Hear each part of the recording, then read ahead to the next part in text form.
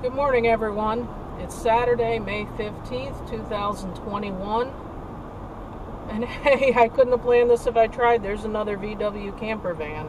That one's for sale. Maybe I gotta stop and take a look on the way home. But anyway, I digress already. On the way home from what, you might ask? Well, I just passed through Cherryville, Pennsylvania. It's an absolutely perfect spring day. The truck thermometer says 72 degrees. That's actually a little warmer than was forecast. They were only forecasting into the high 60s, but you can kind of feel from the day it's going to get warmer than that. So I am in my truck. I have my e-bike loaded up in the rack behind the truck, and I'm heading up to one of my favorite places on earth. I'm going to the D&L Trail in Lehigh Gorge, just north of Jim Thorpe. I've packed a lunch, and I am planning on a full day of riding. So, I thought while I was driving up here, it has been a long time already since I gave you guys an update. And if you're one of the people who listen to my update videos, I really appreciate it, for one. And two, I kind of left you hanging on the last one, saying I had a big announcement, actually a couple of announcements coming regarding leaving my job and starting a new chapter of my life. And I feel like I blinked and the last month and a half or so went by, because if I recall correctly, that update was Easter weekend, so a bit of time has slipped by. I thought I would use this drive to give you an update. And in the meantime, I hope you enjoy the other videos I've been posting. I'm doing pretty good with getting back on track with posting weekly videos. Right now I have them scheduled to go Wednesday morning and Saturday morning, and I'm going to do my best to keep to that schedule. If I end up getting a lot of videos in the queue from outings like today, there may be a few others that pop up, but for now I'm sticking with that plan. So, what has been going on? Well, as I said in my last video, I forget if that video was just before I gave notice, or whether I was thinking about giving notice, or whether I had just given notice at my job, but the bottom line is I gave my notice in early April, and my last day was April 13th. So I just passed the 1-month anniversary of my last day at that job. And I am now fully self-employed. A lot of people were asking, some of you guys I talked to privately offline, and you guys knew what was going on. I really tried to keep the wraps on it, just in terms of my coworkers, and I'm not trying to be a jerk. Just the atmosphere in that company, I didn't want to have to answer to everybody, so to speak, even though I know I really don't have to, but the people there can be very critical, very discouraging, and I think it was that discouragement I was afraid of. I mean, I made a decision. I was very nervous about making this decision, even though I've wanted it for years. It was still very difficult to actually make the decision and go through with it. Excuse me. Pollen season is in full swing here, big time. My dark blue truck is now like that neon yellow pollenish green. But anyway, I think it was the discouragement I was most worried about. I had a lot of people outside of work who were very supportive and very encouraging in my decision, and I just didn't really want to announce it to anybody who might make me have second thoughts. And so the funny thing is, what was my biggest hesitation about making the decision? Well, obviously there's something to be said for having a weekly paycheck coming in. May not have been the best paycheck in the world, but it was a living wage. It did give me a little bit extra for train rides and bikes and models. Even though I know I can make more on my own doing something else, there's just something about the security of it, especially this past year with all the uncertain times we've had. It was, there was a certain comfort in hanging on to that weekly paycheck. So, in making the decision to go fully self-employed, my biggest fear is, oh crap, what if I don't have enough work, even though I had a lot of work in the pipeline? Well, here I am a month later. You know what my biggest fear is? Am I ever going to get a day off? Believe it or not, in the past month, I have only had 2 full days off. Today actually will be my 3rd. I am getting caught up on things, and I just really had to get out for the day.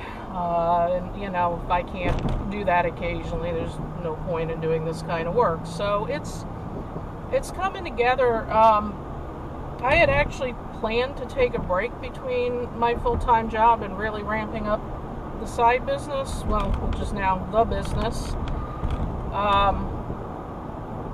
But it's funny, I feel like some of my regular clients somehow psychically knew that I had given my 2 weeks notice, because almost as soon as I did that, within 1 week after giving my notice and still working that job, I landed so many new projects that I just had to be really thankful that I had given notice of my job, or I would have actually had to start saying no. And a lot of these projects are stuff that I'm really enthused about doing. Some of them will be one-off for smaller clients. Others will be ongoing relationships. And I've got to say, for as scared as I was about giving my notice, I have felt so much better since that day, and I've hardly had any doubts about my course of action. I've just felt confident. I felt excited. I felt good. So you might ask, exactly what is this business? I've talked about it a little bit before. I haven't gone into great detail. It's actually turning out to be a whole mix of what I call technical services. My intention when I started this company a little over 3 years ago was to make it a web design company. And the funny thing is, I'm a web designer without a website. Every time I think I'm going to sit down and make my own website, more work comes in. It's all been word of mouth business. I have not yet built my own website. I hope to do so soon. But web design is going to be the primary business. I have still been taking on a lot of drafting work on the side. A lot of it has to do with retail stores, particularly grocery stores. There has been a lot of changes needed quickly, obviously because of the pandemic.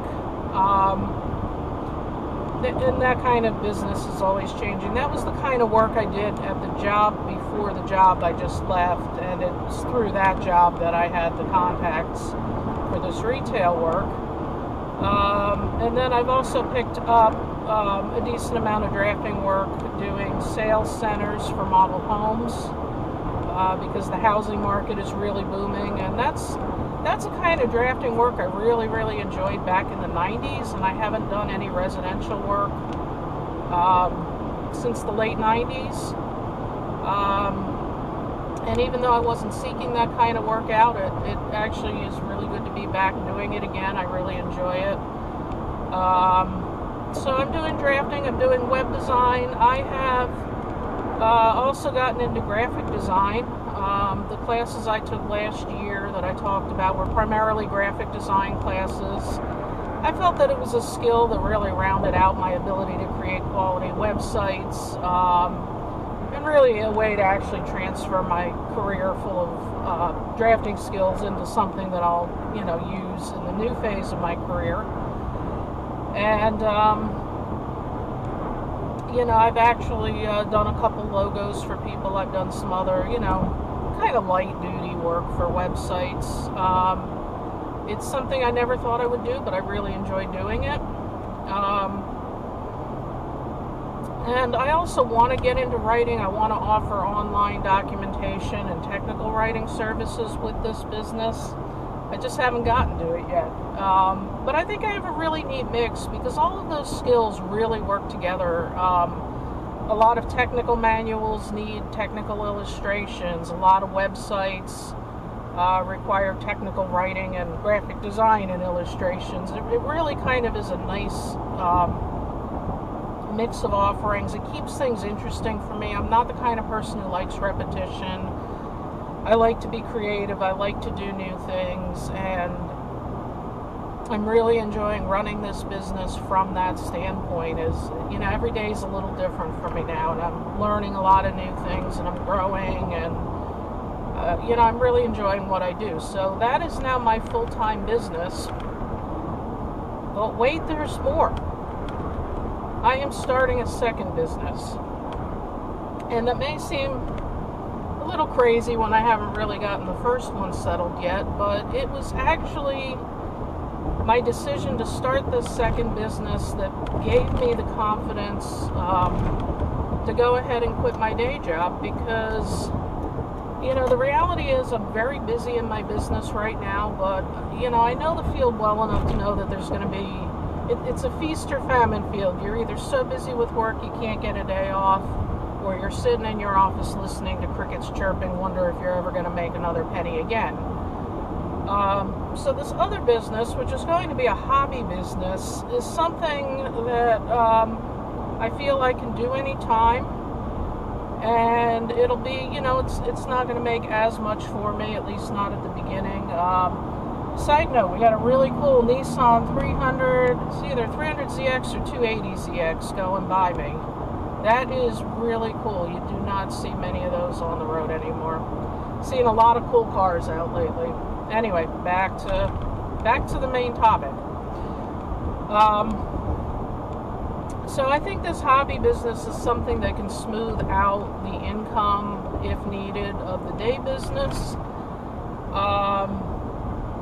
And it's also something that, I'm going to really enjoy doing. So what is it? This is honestly going to feel like play, not work. I'm getting into 3D printing. I am primarily, at least at the beginning, going to be designing buildings and other accessories for model railroads, particularly N scale. I have purchased 2 3D printers. I got a filament printer, which is your more common kind, and a resin printer, which is really good for the parts that require high detail. And how I got this idea was I was going to buy these printers anyway. For me, just because I wanted them. 3D printing is something I've actually wanted to get into for probably 10-15 years, and I could just never justify it back then. The expense was high, and I couldn't, other than modeling, couldn't think of a lot of uses for it. And the prices have really come down in the last couple of years, and the quality has gone up, and I decided there's a lot of buildings I want to create for my upcoming layout that are not available from kit manufacturers. So I thought I'll buy some 3D printers and I'll just make what I want for me. And then, the light bulb went off in my head that once I have the design, I can make more and I can sell them to other people, and then I can also just sell the files for people who want to print them on their own printers. And with 3D printing becoming more popular and more accessible to your average consumer, I think there's going to be a demand for it going forward. And I also have some ideas. I won't go too into it now, I'd probably bore you, but for ways to grow that business to really become a full multimedia kit manufacturing company. So as long as I don't need the initial profits to pay my bills, which I don't think I'm going to, given how much work I have on my plate right now for the main business, I'm going to take the initial profits and I'm going to invest it into even more equipment. And I'll talk about that when and if the time comes. So it's just something I'm going to enjoy doing it. I think it's going to feel like probably 90% play, and yeah, there'll probably be the 10% work and aggravation part of it, which comes with any business or job. You just have to expect it.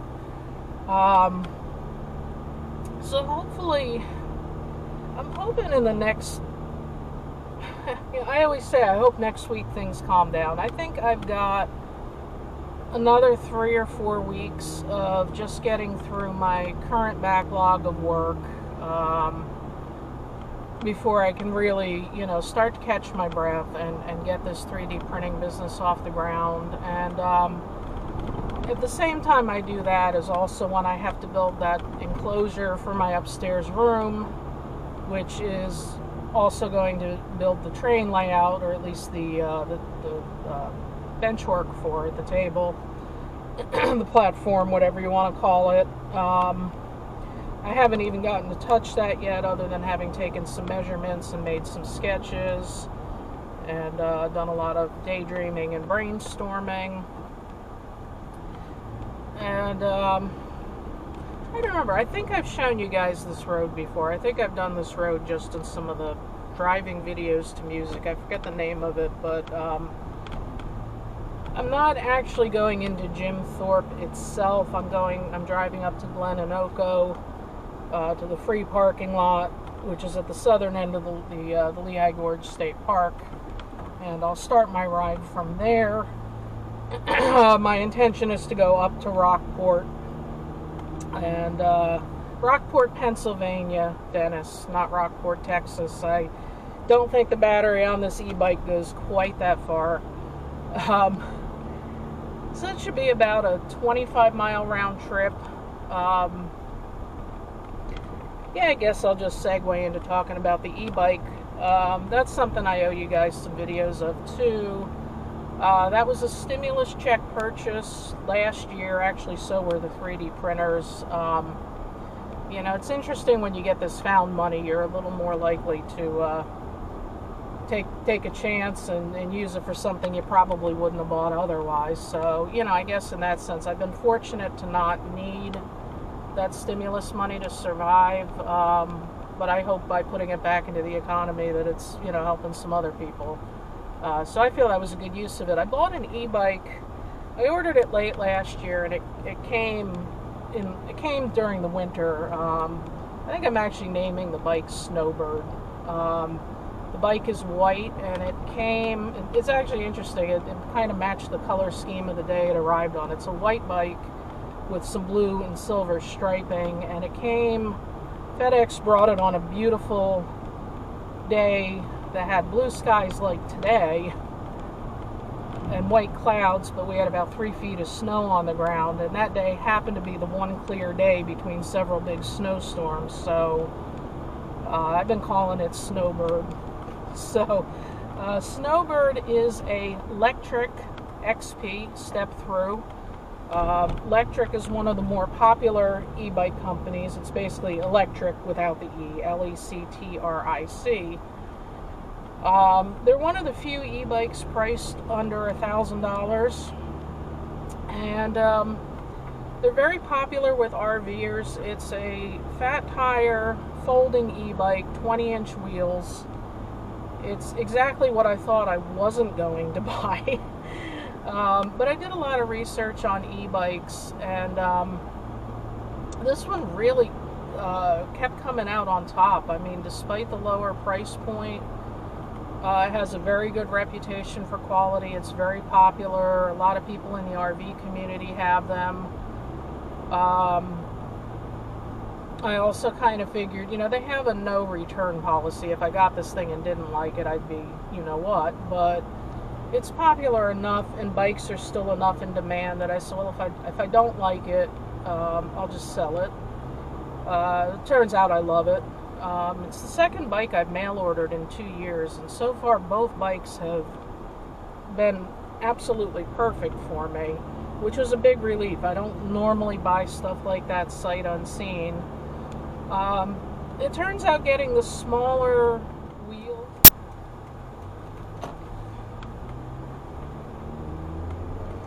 Okay, so sorry about that, guys. What happened, I think I've talked about it before, is sometimes this drive cam decides to reformat a memory card, which is really necessary because of the way it writes over and over and over. Sometimes it just, I guess, to preserve the card, has to wipe the slate clean. It decided to do that about a mile ago. to cut me off somewhere mid-sentence. The good news is I don't lose the footage. As long as I take the card out and don't let it reformat, I can put it into my computer, take the files. So I just waited till I had a pullover spot and I changed the card. And it tends to do that in areas that it loses the GPS, so hopefully it won't do that again on the rest of this ride, though I will have to shut this off right before going into Glen Onoko Park, because that parking lot, it does it almost every time. So back to the e-bike. I think where that cut me off, I was starting to say, you know, I'm a short person. I'm only 5'5", and just proportionally my legs are kind of short. It makes it hard to reach the ground actually on a lot of motorcycles and bikes, which is frustrating. So it turned out getting this smaller bike was better for me. The bike itself is a lot bigger than it looks. I'll probably put up a couple pictures as I'm editing here, and eventually I'll make some videos on the bike. The bike fits me perfectly. I was afraid it was going to be too small, but it's bigger than it looks, and it is absolutely a perfect fit for me. The other thing I was worried about, because it's quite heavy, it's I think it's 63 pounds with the battery. I still want to be able to pedal this bike like a regular bike to get some exercise.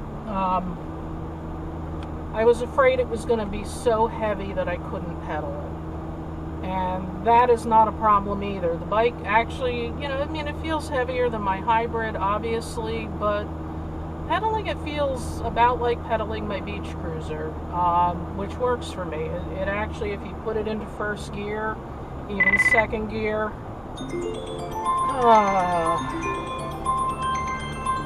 I don't know who that is calling. I don't recognize the number. Okay, interruption number 2 is over. I don't know who that is. I don't answer calls if I don't recognize the number, because there's just too many scam calls these days. Too many robocalls. Anyway, back to the bike. As I'm getting closer to my destination, maybe this will speed me along here. The bike pedals very well as just a regular bike, no electric assist if you put it in gear 1 or 2. And I've also I've taken it for some local rides. In fact, the longest ride I did was 32 miles about a month ago.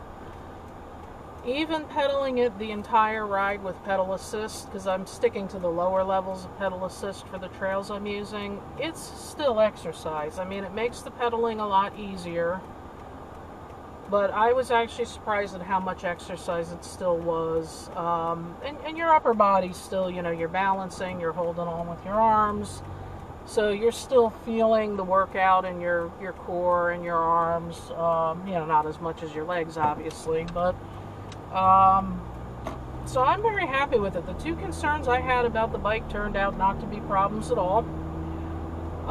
So what made me make the decision to get the electric bike? Well, it was interesting. You know, it's kind of like so many things. I've looked at them for years and thought, that's neat, but I don't need it, you know. It would just be nice to have, but I don't need it, so I'm not going to buy it. And I had come up to Lehigh Gorge on a winter day. It was just a day I wanted to get out of the house. The roads were clear, but there was a lot of snow on the ground. And I came up just to film the train running in the snow, just because I could, no real reason. And I actually got talking to a guy who was up there riding with his son on e-bikes, and they had a number of different e-bikes. The ones they were riding that day, they had some really sweet ones. They were, you know, mountain bikes with a full suspension, and you know, probably cost as much as a used car, but very nice bikes. And you know, got talking to him about it, and kind of started to look at e-bikes in a whole different light. And I mainly bought it so that I could do more distance. You know, on a regular bike, you know, the longest I can really ride is 15 to 20 miles with my current level of fitness. You know, every year my distance increases as the year goes on, and then after a sedentary winter, I'm kind of back to where I started in the spring. And when I come places like Lehigh Gorge, I mean, yeah, it's only a half hour from home, but you hate to have to come back in after just 10 to 15 miles, you know, because you're doing an out and back. You don't really get to see as much as you'd like. And I bought this bike really just as a range extender. I mean, my goal today is to do 25 miles. I probably will do more. You know, I packed a lunch. When I stop for lunch, I'll assess how I feel and if I want to keep going. And then there's also the peace of mind that if I just hit a point in the ride that I got nothing left energy-wise to get back to the parking lot, I've got the throttle. And it's a Class 2 e-bike. These bikes are legal for use on these trails. I saw, you know, quite a lot of e-bikes on them last year. In fact, the Jim Thorpe bike rental place actually rents e-bikes now, so they are legal. You have to keep it as a Class 2 bike. I can go in and change the settings to up it to a Class 3, but then it's not legal, and quite frankly, I don't need to go that fast anyway. This bike can legally do 20 miles an hour with pedal assist or throttle, and I've only gotten it up to 20 a couple of times, and trust me, that's fast enough. I mean, I typically ride at like 10 to 15, probably closer to 10, and that's fine for me. I'm not in a hurry to get somewhere. I'm just enjoying the trail, enjoying the nice day.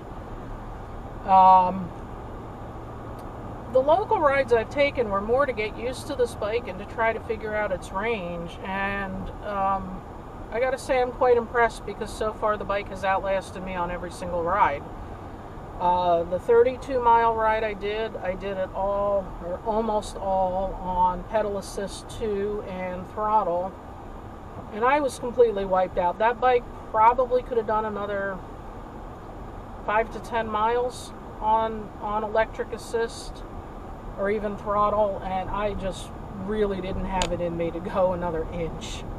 So I'm quite impressed with that. I mean, you know, the electric ranges really have a lot to do with the weight of the rider, the terrain you're riding on, how much stuff you have packed in the bags, you know, so the total weight, just a lot of different conditions. And you know, when I got this bike, I said, you know, if this bike can do 30 miles, I figured double what I can do on my own, that I would be happy.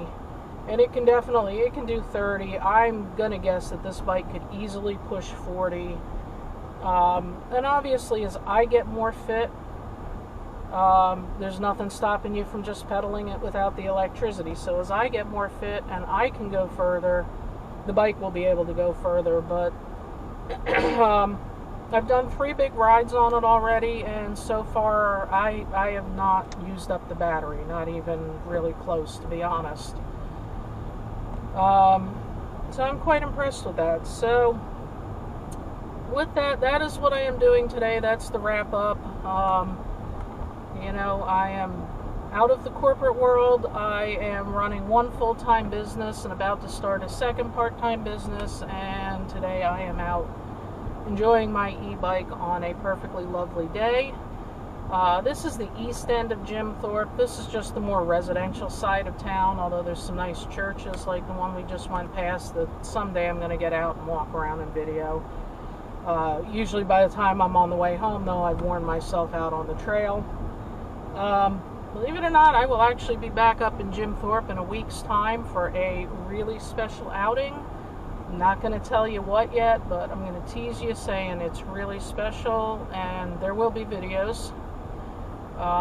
So you'll be able, you know, and I'll probably bump them ahead in the queue because I'm really enthusiastic about that outing. I think you guys are really going to enjoy it too. And with that, this is the bridge crossing the Lehigh River ahead. That's actually the bridge. The far end of that bridge is where I shot my most recent train video, which is probably the video that'll air before this video. And with that, I am heading towards the state park, where I'm probably going to lose the GPS signal, and then this camera is going to want to reformat again. So I am going to end the video and unplug the camera so it doesn't do that. And I'm going to say thank you for listening, and thank you for all the encouragement on my adventures, and I really look forward to sharing more of it with you soon. Thank you for watching.